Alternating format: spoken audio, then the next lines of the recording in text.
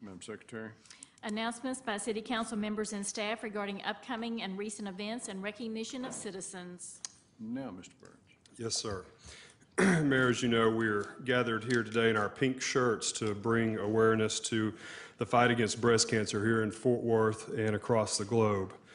But tonight I ask my colleagues' indulgence in allowing me to use my announcement time to talk briefly about another issue that pulls at my heart. Ron, would you go ahead and run the parents of Asher Brown, who you can see above, complained to school officials in the Cypress Fairbanks ISD outside of Houston that their son was being bullied and harassed in school. The bullies called him faggot and queer. They shoved him, they punched him, and in spite of his parents' calls to counselors and principals, the harassment, intimidation, and threats continued. For years, it continued. A couple of weeks ago, after being bullied at school, Asher went home, found his father's gun, and shot himself in the head. His father found Asher dead when he came home from work. Asher was 13 years old. I'd like for you to look at his face. Unlike Asher, Indiana teen Billy Lucas, who never self-identified as gay, but was perceived to be by bullies who harassed him daily at the Greenberg Community High School. 3 weeks ago, he hung himself in his grandparents' barn. He was 15 years old. Minnesota 15-year-old Justin Auberg came out to friends at age 13, after which the harassment and bullying began. It grew as he moved from middle school to high school. When he found the harassment more than he could bear, he hung himself in his room and was found by his mother. Classmates started teasing and name-calling Seth Walsh in the 4th grade.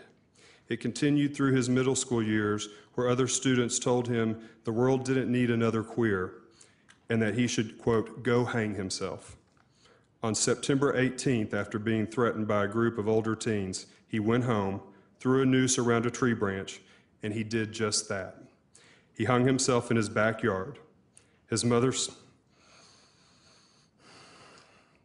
saw him, pulled him down. Seth survived on life support for 9 days before dying a couple of weeks ago. He was 13 years old. Teen bullying and suicide has reached an epidemic in our country, especially among gay and lesbian youth, those perceived to be gay, or kids who are just different. In recent weeks, New Jersey teen Tyler Clementi jumped off a bridge to his death after his roommate outed him on the internet. Rhode Island teen Raymond Chase hung himself in his dorm room. And we learned just yesterday of Oklahoma teen Zach Harrington, who killed himself after attending a city council meeting in Norman, Oklahoma, where speakers made disparaging anti-gay remarks. There is a conversation for the adults in this room and those watching to have, and we will have it, that this bullying and harassment in our schools must stop and that our schools must be a safe place to learn and to grow. It is never acceptable for us to be the cause of any child to feel unloved or worthless, and I am committed to being a part of that conversation. But tonight, I would like to talk to the 12, 13, 14, 15, 16, and 17-year-olds at Paschal and at Arlington Heights and at Trimble Tech High Schools, or at Daggett and Rosemont Middle Schools, or any school in Fort Worth, or anywhere across the country, for that matter. I know that life can seem unbearable. I know that the people in your household or in your school may not understand you, and that they may even physically harm you. But I want you to know that it gets better. When I was 13, I was a skinny, lanky, awkward teen who had grown too tall too fast, who would stumble over my own feet. I was the son of a Methodist church pianist named Jeanette and a cowboy named fittingly Butch in Crowley, Texas. As their son and as a kid in a small town, there was a certain image of who I thought I was supposed to be. But as I entered adolescence, I started having feelings that I didn't understand and couldn't explain, but I knew they didn't mesh with the image of what I thought I was supposed to be. I was a sensitive kid, but friendly. I was a band dork. I played basketball, but not very well. I was teased like all kids, but I was fairly confident, and I didn't let it bother me much. One day when I was in the 9th grade, just starting Crowley High School, I was cornered after school by some older kids who roughed me up. They said that I was a faggot and that I should die and go to hell where I belonged. That erupted the fear that I had kept pushed down, that what I was beginning to feel on the inside must somehow be showing on the outside. Ashamed, humiliated, and confused, I went home. There must be something very wrong with me, I thought, something I could never let my family or anyone else know. Catch your breath.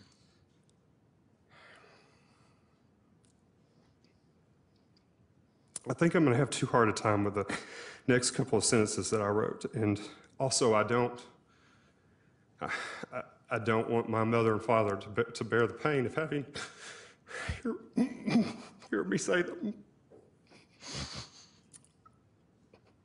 your time. Take your time. So I will just say, and I'll skip ahead, I have never told this story to anyone before tonight. Not my family, not my husband, not anyone.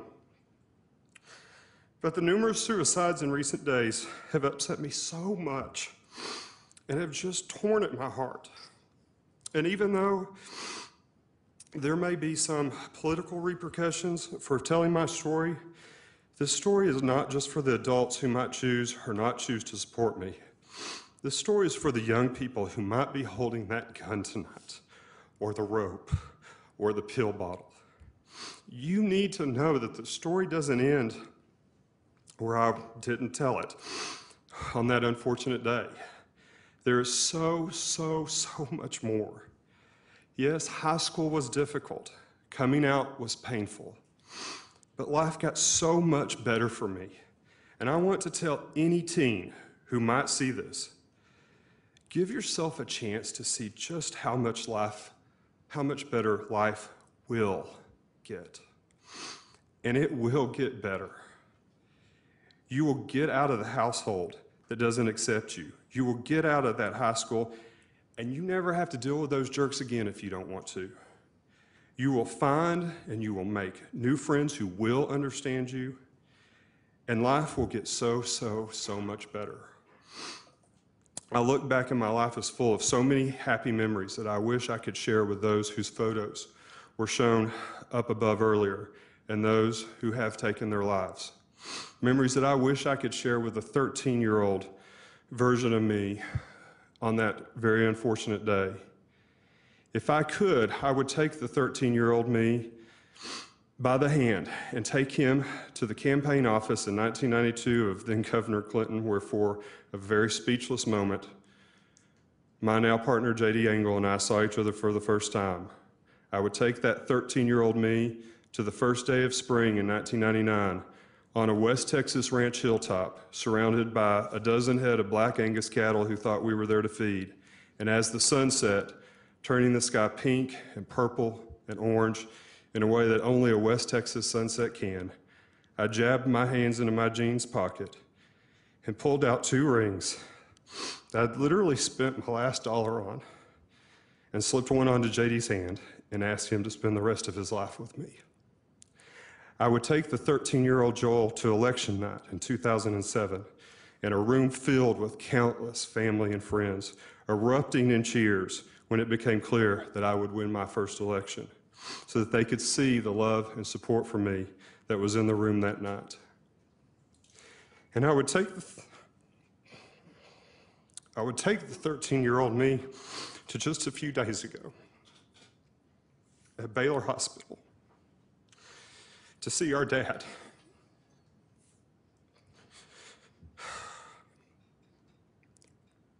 Our dad, who's no longer the 40-year-old tough cowboy that he was when I was 13, who I thought would never understand me, but is now the 67-year-old dad, still pretty tough cowboy, who has grown older. And the 13-year-old me would see me today holding my dad's weathered hand and see my dad as he woke up from his operation and him squeeze my hand and look up at me and say,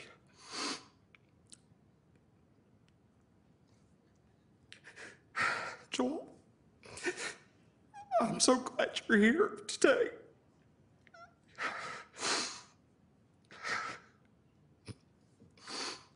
And me say back to my dad, "I am too, Daddy. I am too." To those who are feeling very alone tonight, please know that I understand how you feel, but things will get easier. Please stick around to make those happy memories for yourself. It may not seem like it tonight, but they will. And the attitudes of society will change. Please live long enough to be there to see it. And to the adults, the bullying and the harassment has to stop. We cannot look aside as life after life is tragically lost. If you need resources, please check out the trevorproject.org online. And you can call me and I will get you whatever resources you need. My number is 817-392-8809. I want to thank those in this room for allowing me this time. And to JD and the rest of my family, I'm sorry for you learning of this painful personal story in this public way for the first time. But know that I am able to tell it because of your love for me. And Mom and Dad, I'm alive today because you love me. Again, attitudes will change. Life will get better, and you will have a lifetime of happy memories if you just allow yourself and give yourself the time to make them. Thank you.